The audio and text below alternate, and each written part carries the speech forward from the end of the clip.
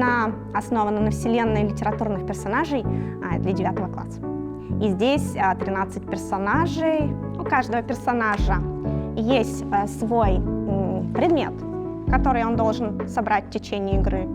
Здесь есть цитаты и описания персонажей, по которым их нужно угадать.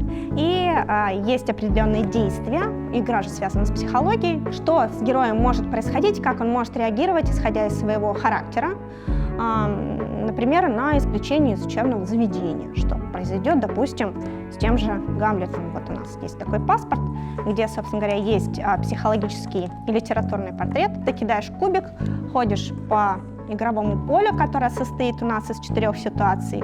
Это ты попадаешь сначала в паспортный стол, потом в почтовую станцию едешь, потом у тебя бал, ты с кем-то встречаешься, общаешься, ну и ресторация, где можно выпить кофе, и пока ты идешь в рамках этого игрового поля, ты должен выполнять различные действия, с тобой происходят различные ситуации, ты должен найти свой предмет, ну и у тебя есть подсказка, как ты будешь реагировать на ту или иную ситуацию в зависимости от своего характера. Здесь можно играть не одному, а, допустим, с помощником вдвоем, втроем, но произведение все-таки стоит знать. Трактовать психологический портрет героя можно по-разному.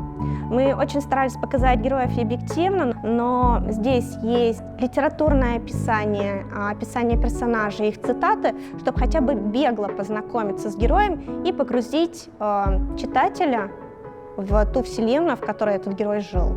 Такая вот вселенная для 9 класса вышла.